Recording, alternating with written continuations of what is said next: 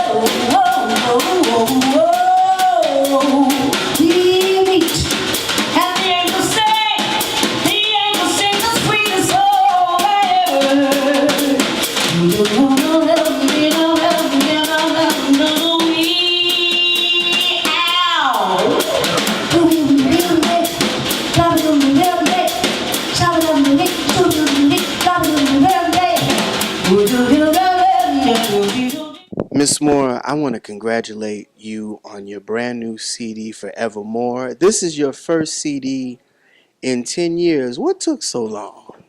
I'm the company now. I used to be the artist, and other people do this, but if you want to sing, you got to do the other parts now, so it takes a little bit, like I'd like to see Clive Davis get up and sing. Takes a minute time to try to, understand how it all works. Melba, at this part of your career, the transitioning from being a vocalist and an artist and now being a CEO. Now you have to do social media and now you have to do the internet and then downloading. Was that kind of a major adjustment for you? No. No, only because I got help. You know, you can't, some things you're not going to be able to do yourself, so you got to get some good help. And I got really good help. First of all, I have a good partner. His name is Ron Richardson. And he has grown, because, you know, social media has been growing like wildfire over the last 15 years or so. And we've been together, I guess, a little bit over 10 years. And every day he shows me something that's just like multiplies your ability to touch people daily. You plug in, you know, linking and all, and the different categories you can put yourself in, and so that you reach actually separate genres of people, and it's really quite amazing, and directly. So that part is amazing, and he stays with that. He really, you know, puts in a full-time job with that. Then I have another project, my one-woman play, and that has another whole team just doing that, because there's that many people, fortunately, and they are that diverse. And if you have two different projects, you can just reach two different sides of the globe. Of course, some of the people will cross and mix, but essentially you have two different areas of specialty. And that's what's great about social media today, as one of the small things. This is a very unique project in one, and let's put this out there. This is, I believe, #1 on iTunes in England right now. This album is doing very well online.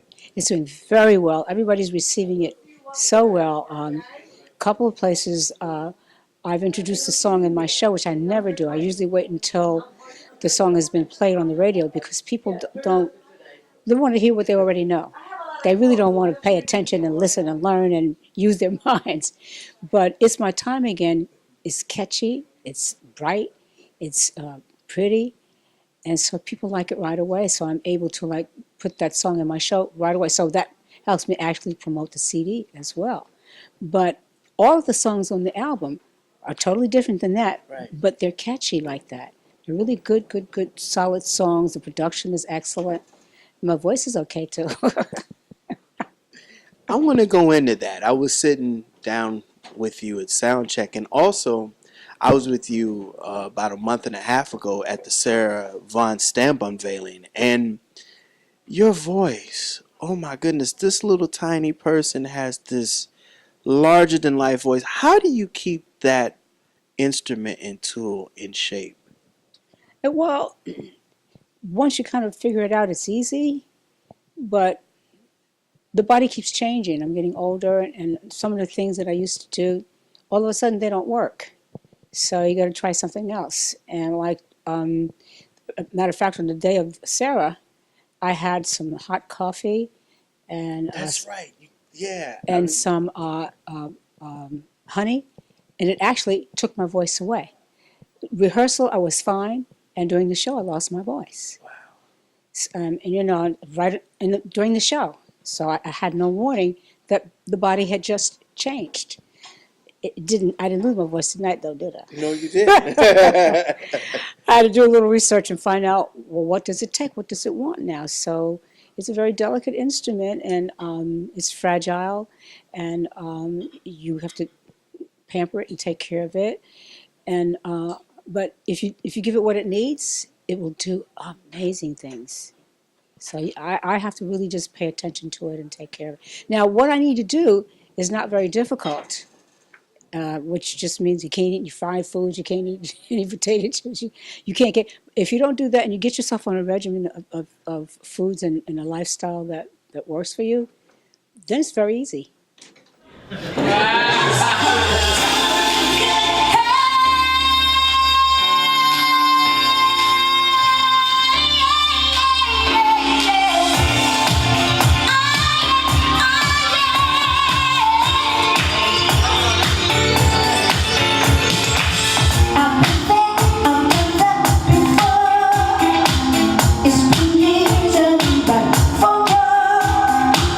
Things have changed, but remain the same. Still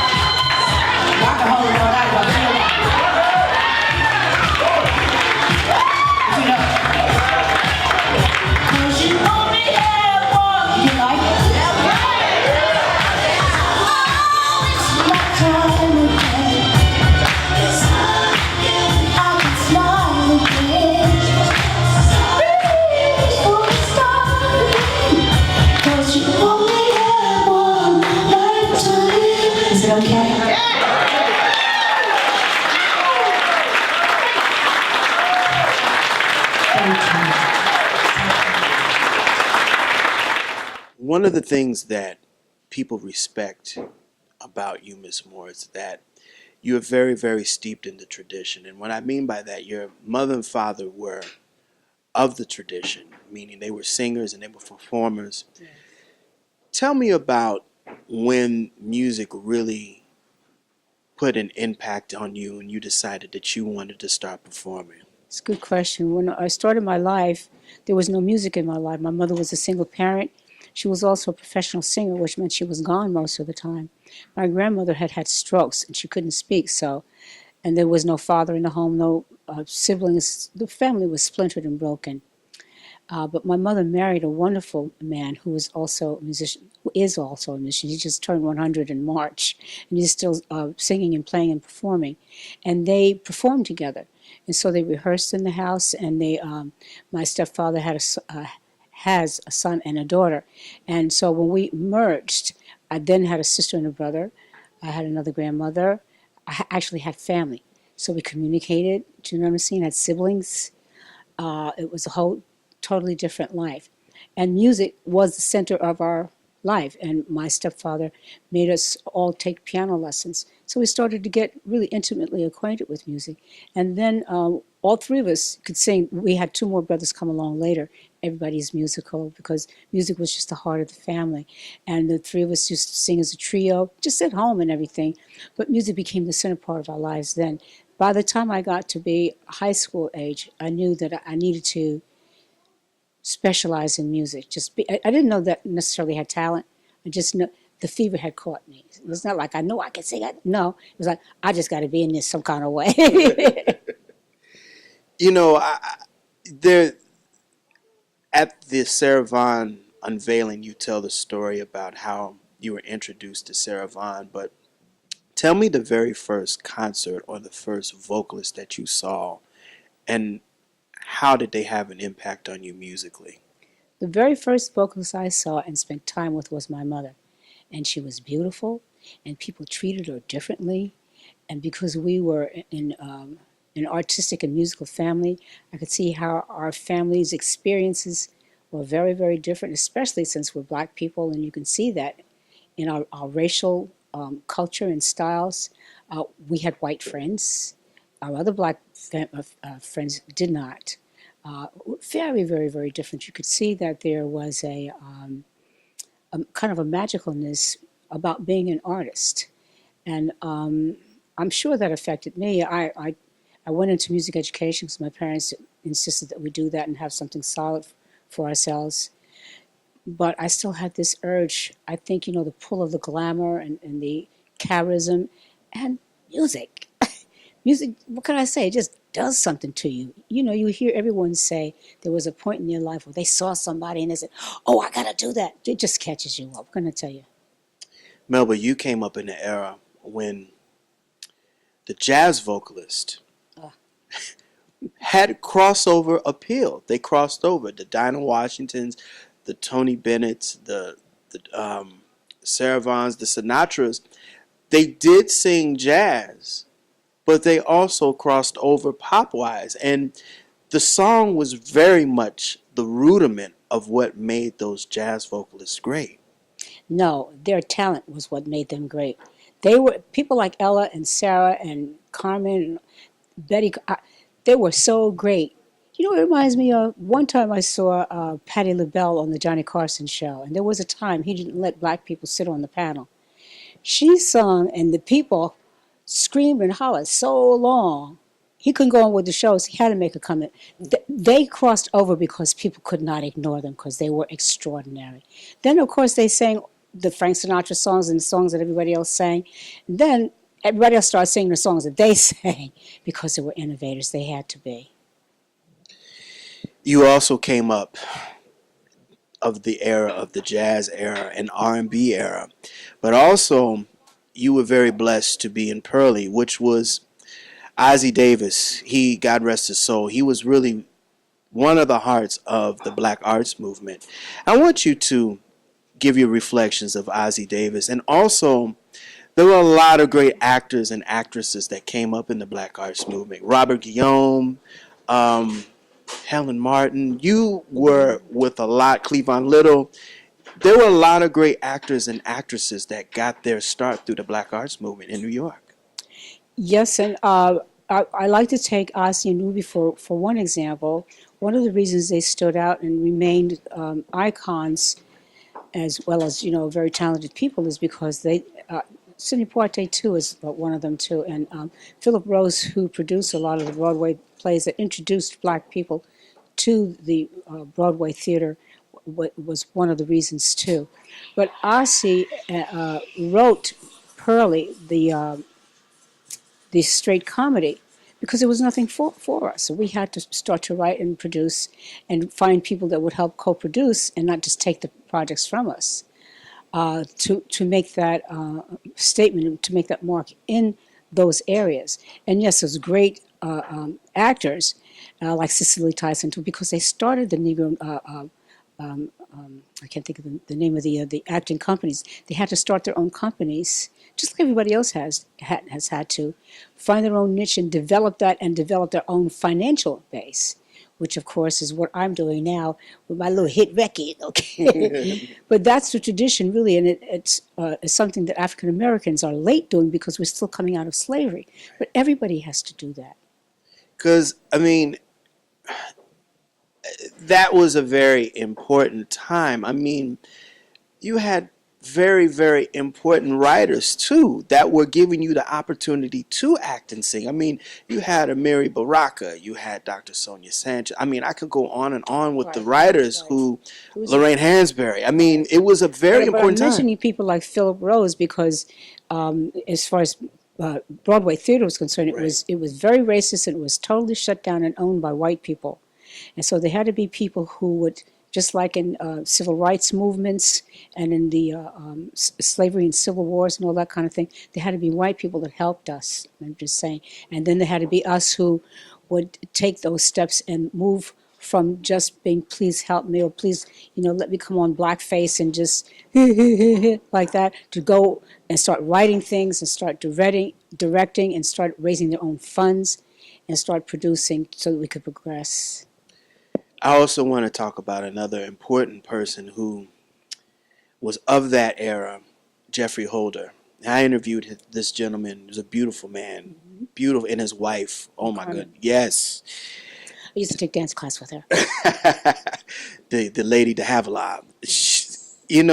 Geoffrey directed Timbuktu, which you starred in with the late Eartha Kitt. And I have to ask you about Geoffrey too, because Geoffrey is just a myriad of, he directed, he choreographed, and he did some set designs. He did the set designing and the costume designing. What was this gentleman like? Bigger than life. The handsome giant. Not the jolly big giant, but the handsome, very classy giant. And he was just very creative. It just poured out of him. And he didn't accept any barriers. He went and got, rich white producers to support the projects that he wanted to do. So he was part of the crossover movement in terms of African Americans being moved out of the back seat. And of course, Miss Eartha was not sitting in nobody's back seat. No, she was not. No. She's I'm from North Carolina. But from what I understand, though, she was orphaned. She didn't know who her parents were, so she didn't know she was black. She didn't have nothing to hold her back. Right. That was a good thing. He thinks I'm afraid, and he ought to know I'm not. Why should I be scared? Oh, I'm safe and I'm sound, just because now I've got love.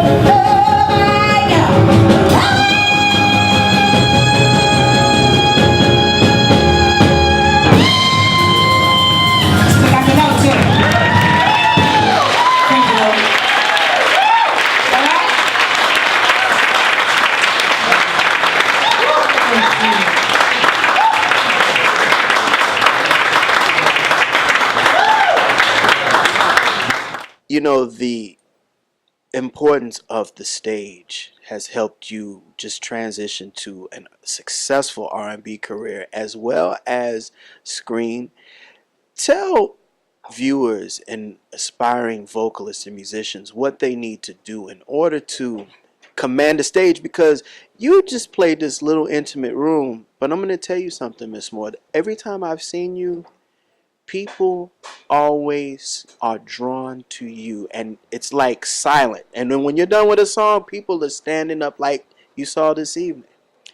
Well, for me, some of the things have happened to me that seemingly by accident, but I see now a pattern, and I see that, for instance, in the beginning when I would stand on the stage and sing, I wouldn't say anything because I was just so scared and no one told me what to say.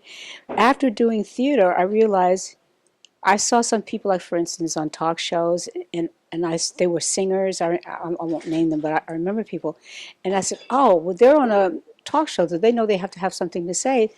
So I said, "I bet you they wrote themselves something to say." So you begin to think about, you've got them with the song, and now who are you, and what are you going to say to them? How are you going to communicate with them?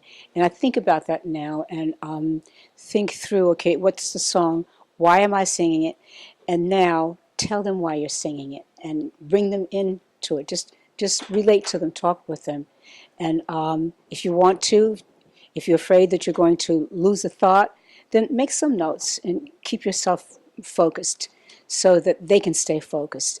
And generally, the things that I'm interested in anyway, I can't speak about everybody, they are interested in. So we and not try to think them. Don't talk about things that you don't.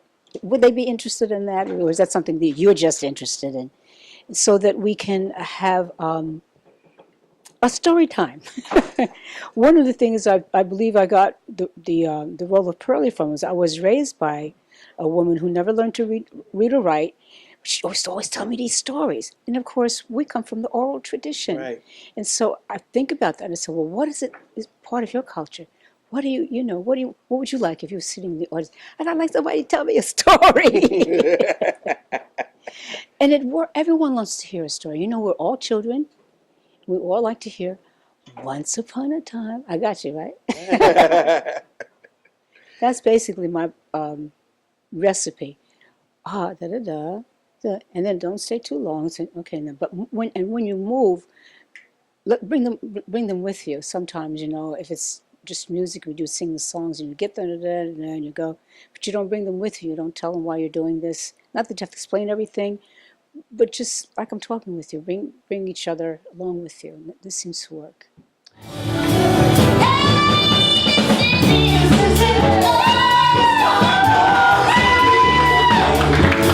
I can't explain what I'm feeling.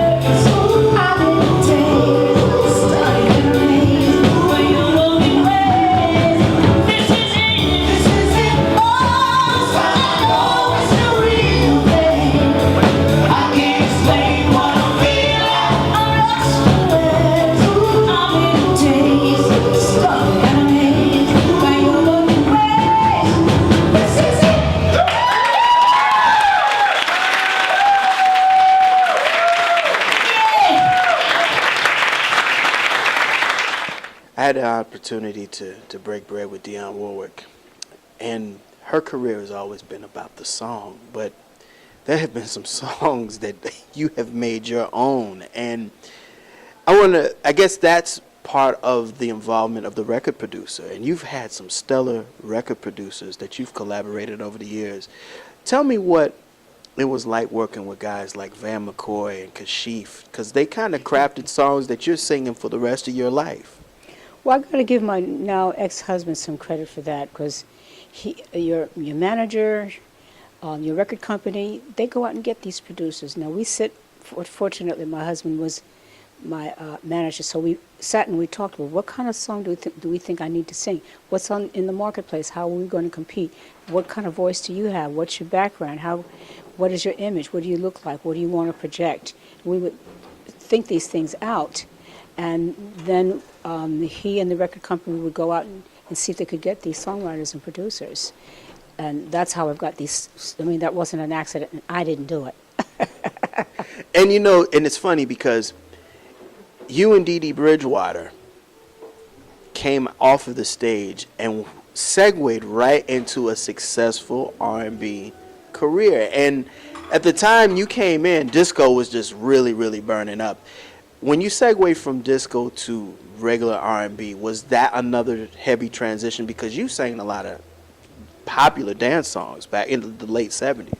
Yeah, it's a good example. This CD is what we would call, I think, urban R&B. The music is very, very different than disco or dance or 80s. One of the songs is My Time Again, the one that's so catchy. Dennis Johnson and Zoe and his wife Reagan actually kind of mimicked some of the 80s music that we used to hear and I used to do. And they really, gave me the opportunity to belt out that note that people are accustomed to hearing me do, but it's still fresh, new music. So we, had to progress, and it had to be very different than it was in some ways, and yet you can't be somebody else. So it's not easy to make the transition, and that's one of the reasons it's taken me a long time to get this album finished. First of all, someone else always did that for me. Second of all, you have to shop for what's going to be relevant and right for you to do now. Sometimes for an older artist, it's almost impossible for you to hear and feel what you should be doing now. First of all, somebody else did it for you before. Second of all, everything has changed. That'll do it again for another edition of the Pace Report. I'm Brian Pace. I'd like to personally congratulate and thank the incomparable Melba Moore. Please go out and support and buy her brand new CD, Forevermore, which is now available on iTunes, Amazon.com, as well as Google Play. Also, I'd like to personally thank the staff and management at the Metropolitan Room for their time and their hospitality. As always, please visit my website, www.thepacereport.com, for my weekly column, as well as my past segments. Until next time, remember, if it's in the groove, it'll make you move. Till next time, peace.